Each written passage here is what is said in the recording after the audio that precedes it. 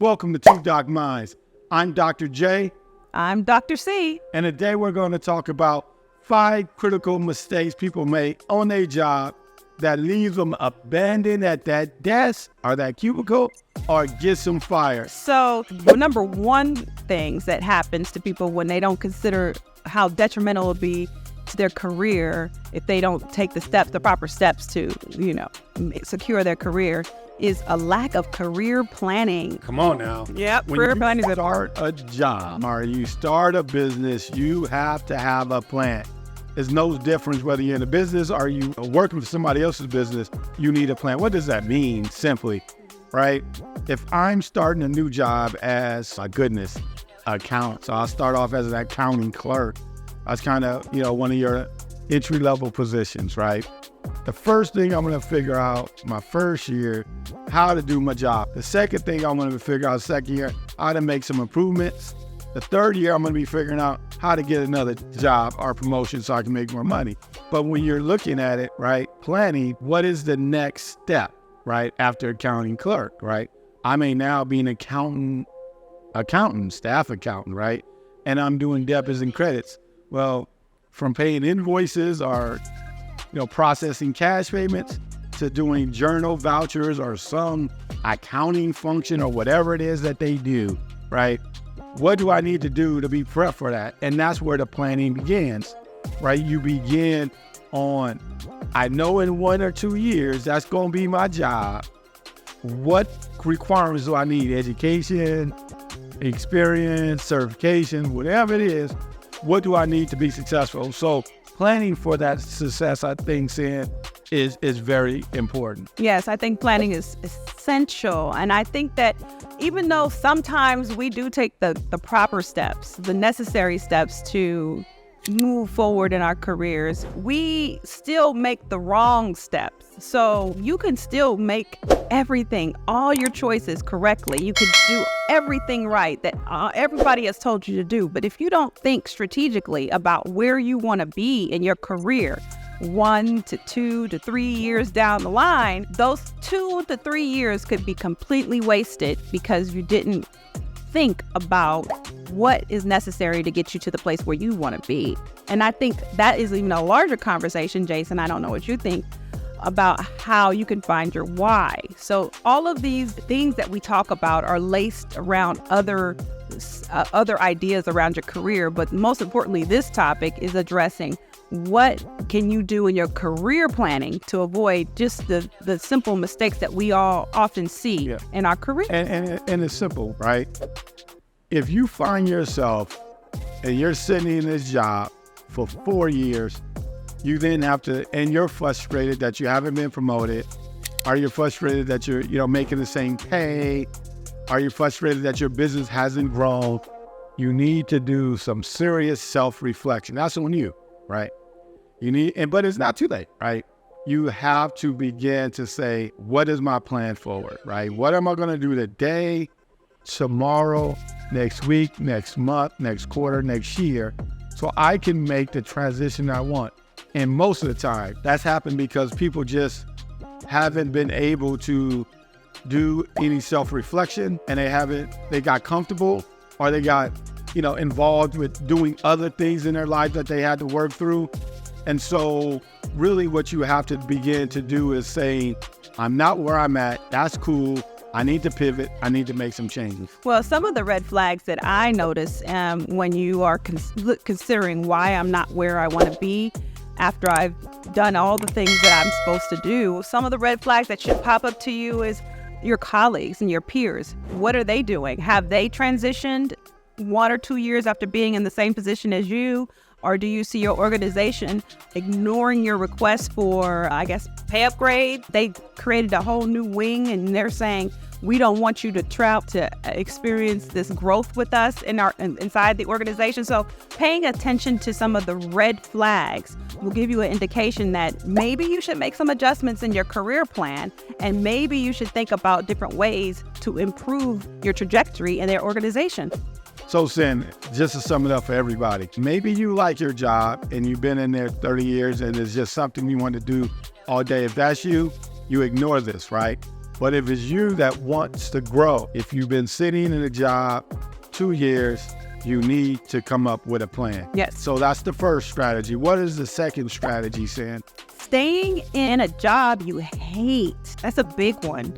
Staying in a job you hate is a big pitfall I think many people fall into. What are your thoughts, Dr. J?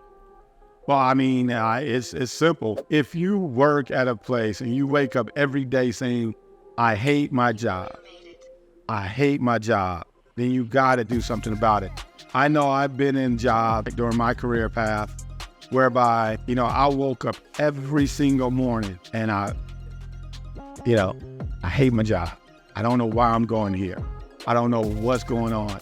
And the first time that I did that, right, I did it for, I don't know, a year and a half or two, and I did nothing about it, right? And then finally, one day I had the courage to apply for a job, and I got promoted and moved on, right? But going through that process of I hate my job,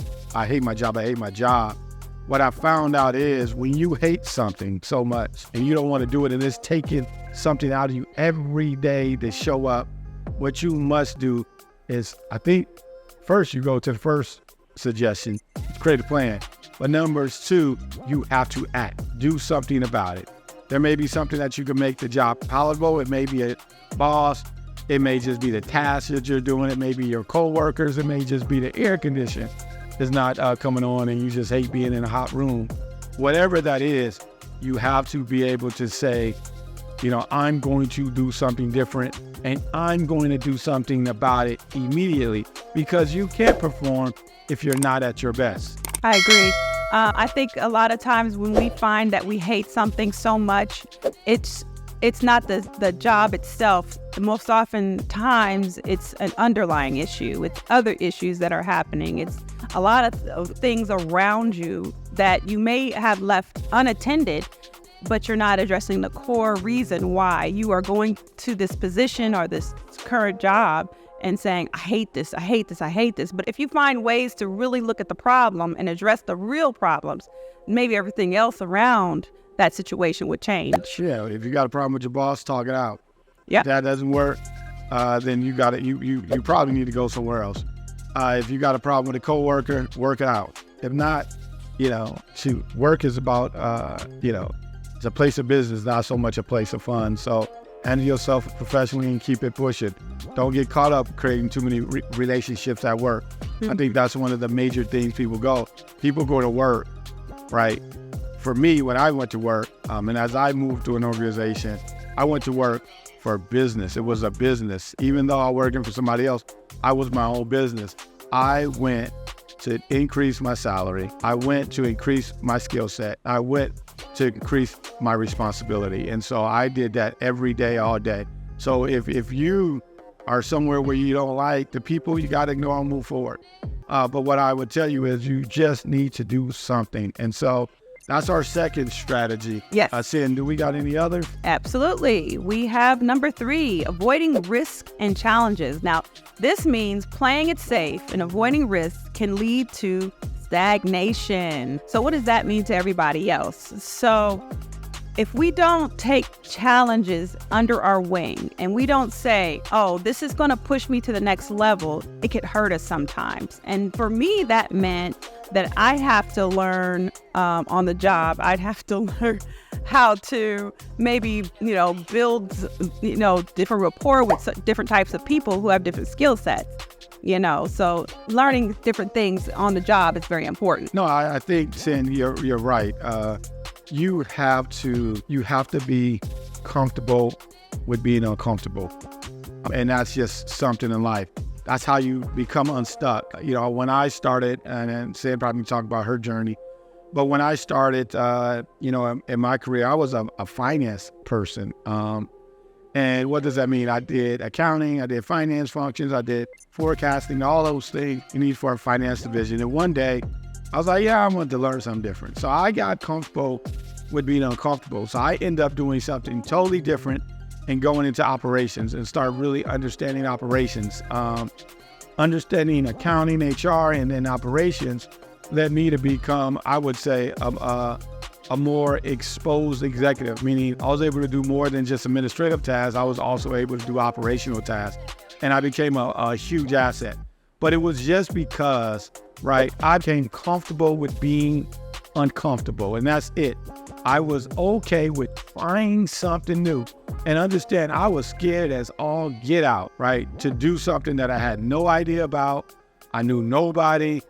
All I understood was basic management skill set. I am comfortable with being uncomfortable. Yes, I would absolutely agree with that. One of the things that I could reflect on in my career is a lot of the things we have to rely on, or I had to rely on in my financial career, is that you had to give presentations, you had to communicate in front of large audiences very frequently. So to make myself more comfortable in front of audiences, I forced myself to teach topics in front of larger audiences that I maybe not so familiar with, but I felt like I could just tackle the subject matter in front of somebody and make myself a little bit more vulnerable in front of people to get myself more comfortable about a situation and grow and be able to share information. So instead of feeling uncomfortable as much in talking to people and sharing my knowledge, I felt a little bit of more peace and more in my place because I learned to do something that other people could benefit from. So that's another strategy, is that you can actually teach people and share information with others. And you'd be surprised at what you learn when you open yourself up and you show, a different side to other people of who you are, So it just challenges you to do things differently. Yeah, and I always says to folks, learn something new. If you're a receptionist, learn how to utilize the phones a little bit better. Learn how to do the job of someone else so that you can, flex yourself in that role. For example, I had a receptionist that managed our front counter. So when you came into our office space, that person greeted you, signed you in or guided you to the individuals or office that you want to speak to. Well, she came to me one evening and said, Jason, I want to do something else in the organization. Could you help me? So we were updating some of our work management systems. And basically, I had her learn how to do some input into our system and create work orders so that folks can begin to do some work through the calls. So she understood our system. She ended up leaving our front desk, going into our call center because she understood the functionality of that system. And then from the call center, she was promoted to a senior call center analyst. And so she moved up twice just because she was open to learning some new software. So yeah, if you're not learning, you're not growing. And that's not just in your professional life. That's not just in any business. That's in your personal life that continues learning. Don't be stagnant. Stagnation, especially when you get layoffs or, you're downsizing. If you haven't learned and you haven't becoming multifaceted, if you haven't provided more skill sets, then you may be the first one to go. So, you're definitely not going to be the first one to promote. So you want to really think about those things and consider that. Yeah, I agree. So that was a good one. The next topic would be a lack of networking. A lack of networking can really be a big part of if you succeed in your career or if you fail. Networking is just an essential thing that I think that we're all taught in college and in high school and all around, that we have to learn to talk to people in spaces that we're not necessarily comfortable in. Networking for me, it has been a journey. It's definitely a very different type of space to be in when you have to walk into a room of people that you've never met before and they don't know you, and you have to break down in 2 minutes how they should know you and how you should know them. So it's a skill set that you have to develop over time, and you have to. It's just something that you have to do. Do you have any experience? I agree. Walking into a room, not knowing anyone, and they say network, right? And the question is, what do you do? So, write in the comments section. If you want to know more about some tips around networking, we can definitely give you around that. But, and go into a little more detail around this strategy. But basically, you have to feel comfortable with opening yourself and sharing yourself. The best thing that you can do to feel a little comfortable, go to trade shows, people that are in your industry, what they're doing. They're all doing the same thing, so it's a lot more comfortable opening yourself up to that. Absolutely. And just reaching out. I have to say, practice, practice, practice. If you don't have your 10-second spiel down already just to get into the room and you get in front of somebody, constantly get ready and prepared to say who you are in 5 or 10 seconds, just so you can start to begin to break the ice with people in different spaces and open your options up to different clubs, different business events, different just like social venues that you can look for opportunities to use that new skill set that you're going to develop as a networker to build on it and grow your network. Yeah. And it just, you got to continue to just talk people, let people know, meet other people that's doing the same thing at other companies. Your friends, your family are great networks, friends of friends, going out and enjoying.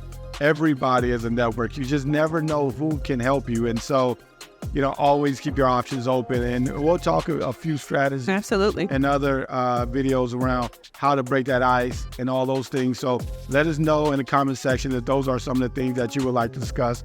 We definitely could discuss those things. Yes, please leave your comments. We're excited to see people's feedback on any of these topics that we're talking about. More than likely, these are such a good subject matters that we're talking about today. We will probably talk about it more ad nauseum in other videos, and I hope that you get to see those videos as well. Don't forget to like, right, and subscribe. Sin, do we have any other strategy? Yeah, I think one more is going to be good for us. One last strategy is failure to continue to learn is a big obstacle for people. I think once we get into a career, we finally get that job that we were looking for, or we get into the career space that we've been seeking, or we finally set up our companies even as entrepreneurs to the space where we've been trying to work for so many years.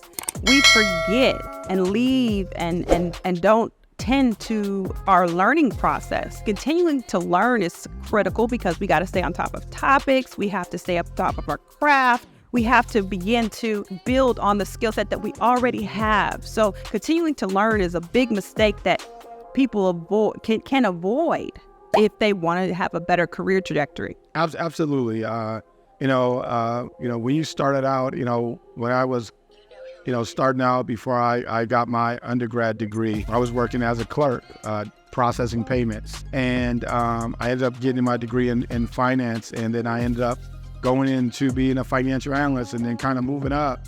Then I got to a supervisor manager rank and I said, oh my goodness, everybody has MBAs. So I went and got my MBA. So I can be more attractive in going and getting, certain jobs, CFOs and different things of organizations. And so, I kept learning, I kept growing, I kept going to seminars. I was getting certifications. I was teaching seminars. So, I just kept going. I was learning an organization more, reading 10Qs, 10Ks, annual reports, so I can understand what the strategies are, so I can better help the organization and provide value. But I'll always, and I'm telling you, always learn. And we even, wanted to do other things outside of the business world and working for folks and getting into education and doing things like that. I went and me and Dr. C went and got our doctorate degrees because we knew where we wanted to get. That's what we need to go obtain. And so we kept learning and we kept growing. Absolutely. For me, it's basically the same kind of situation as Dr. J. Is I would get into my careers, I would get into my jobs, if you will, and I get there and I say, oh, I'm happy I got this job, now what? And so I would see something different from myself every time, and I would try to say, okay, this is good, but what do I do next? So the next thing for me was to move up and get another degree. And after that degree, I wanted to get another degree or another certification. So if you're in a position where you're looking like you're not satisfied in what you're doing, or you feel like you're stagnant, it's more than likely you have to take a step back, You have to look around you and say, what can I do different in this moment that's going to help me move to the next level? And that's a challenging thing in itself, because you have to self-assess. You have to say, I have to be critical about where I am in this moment, and I have to make some decisions on where I can go next to push myself to the next level and get the things that I want in life. So, yeah, I mean, I think that's critical. Is finding out what's next, That's so critical. And then executing that continuous learning, knowing what's next, what I need to learn, and how do I need to grow. So those were 5 critical steps. Maybe, Sin, you can summarize some of those steps. Sure, again. Really let us know what's going on. No worries. So 5 mistakes people can please avoid in your career. Lack of career planning. Make sure that you're doing the proper career planning, making sure that you don't stay in jobs that you do not enjoy. Enjoy what you're doing. I know you probably hear this a lot, but always find what you do well and you enjoy doing. You'll do your best. Avoid risk. Don't try to fall pitfalls of not taking on challenges. And a lack of networking can be a big obstacle, as well as a failure to continue to learn. 5 steps that we gave you that will be critical in helping you move forward. We hope that you like the content.